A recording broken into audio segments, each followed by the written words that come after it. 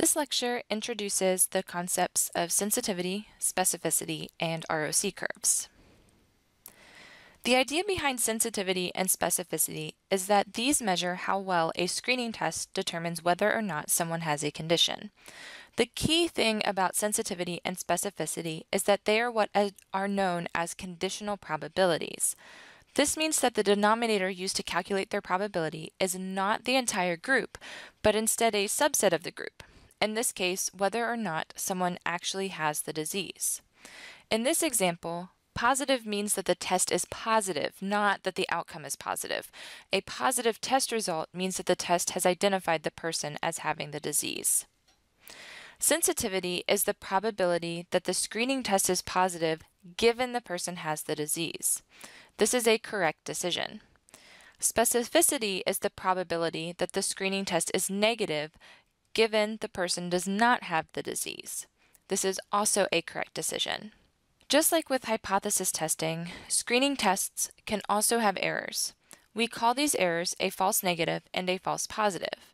The false negative rate, or FNR, is the probability that the test is negative given the person actually has the disease. The false positive rate, or FPR, is the probability that the test is positive given the person does not have the disease. A screening test doesn't necessarily have to be a formal test. If you have been to the doctor or if you're a medical professional, you know that symptoms can also be indicators of diseases or conditions. Therefore, in this lecture, when I say screening test, I'm using this as a general term for any type of test or symptom that is minimally invasive and is used to determine if someone has a disease or condition. We want both the specificity and the sensitivity to be high. 100% specificity means that all healthy people are labeled as healthy. If the specificity is 0%, then all healthy people are labeled as unhealthy. 100% sensitivity means that all unhealthy people are labeled as unhealthy. 0% sensitivity means that all unhealthy people are labeled as healthy. Therefore, we really want 100% sensitivity and 100% specificity so that all healthy people are labeled as healthy and all unhealthy people are labeled as unhealthy. The key is that we will never have 100% sensitivity and 100% specificity, but we want them to be closer to 100% than they are to 0%.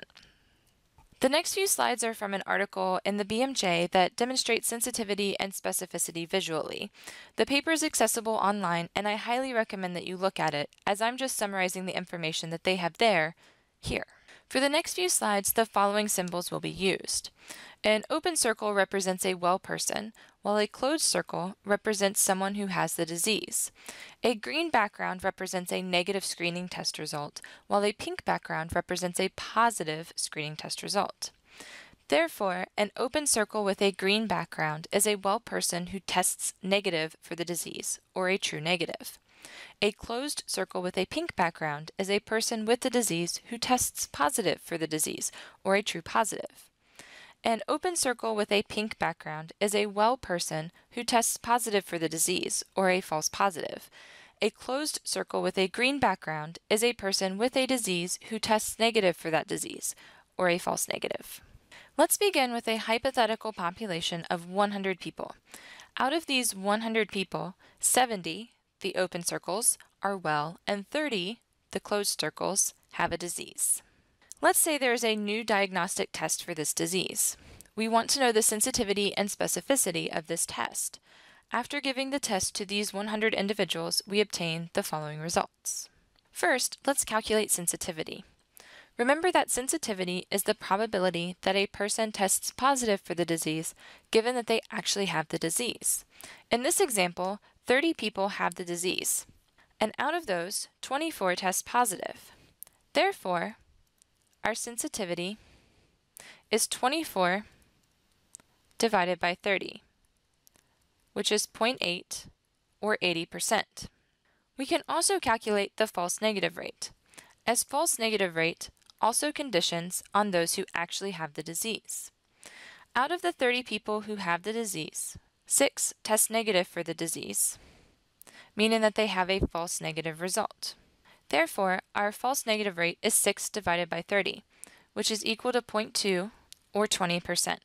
Since both sensitivity and false negative rate condition on someone actually having the disease, they are complements of each other, meaning that they add up to 1 or 100%, as is evident from this example. Next, let's calculate specificity. Remember that specificity is the probability that a person tests negative for the disease given that they do not have the disease. In this example, 70 people do not have the disease, and out of those, 56 test negative. Therefore, our specificity is 56 divided by 70, which is equal to 0.8 or 80%. We can also calculate the false positive rate, as false positive rate also conditions on those who do not have the disease. Out of the 70 people who do not have the disease, 14 test positive for the disease, meaning that they have a false positive result. Therefore, our false positive rate is 14 divided by 70, which is equal to 0.2 or 20%. Just as sensitivity and false negative rates are complements, specificity and false positive rate are also complements, as both condition on someone not having the disease. Specificity plus false positive rate will always equal 1 or 100%. We need to look at both sensitivity and specificity to determine the usefulness of a screening test. For example, we could have 100% sensitivity and yet have 0% specificity, as is shown in this example. As mentioned earlier, the perfect test would result in 100% sensitivity and 100% specificity, which is represented on this slide. Now I will outline an example for you to practice using a 2x2 table, which is how data are often arranged for calculating sensitivity and specificity. Let's say we have a group of 52 people, of whom 15 have some condition and 37 do not. 52 would go in the overall total box. 15 would be in the total under the column labeled condition under reality, and 37 would be in the total under the column labeled no condition under reality. The screening test identified 13 of the people with the disease as having the disease, and 27 of the people without the disease as not having the disease. Please take a few minutes and fill out the rest of the table and calculate the sensitivity, specificity, false negative rate, and false positive rate for the screening test. You can find the answers to this example in the file posted below this video. Often, the screening test is not naturally dichotomous, meaning that we typically have to pick some cutoff of a continuous variable to say, yes, a person has the disease, or no, the person does not. This often happens with MRIs, tumor volume, blood glucose levels, hemoglobin levels, and PSA levels. To choose the cutoff, we use a receiver operating characteristic, or ROC, curve. This is a plot of the sensitivity versus 1 minus the specificity, false positive rate, of a screening test. Different points on the curve correspond to different cutoff points used to designate testing positive, and the best balance of sensitivity and false positive rate is found. This is an example of an ROC curve.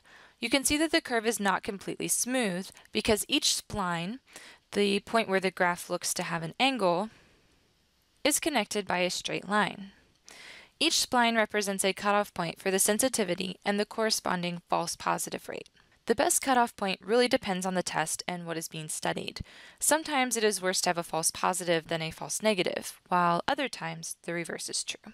An ROC curve gives us a value called the AUC, which stands for area under the curve. The best AUC is a value of 1, while the worst AUC is a value of 0.5. An AUC of 0.5 means that the test is correct half the time and incorrect the other half. That is, it's no better than flipping a coin. The higher the AUC, the better the test. If you have any questions about sensitivity, specificity, FPR, or FNR, please let me know. Also, feel free to check out the BMJ journal article listed here.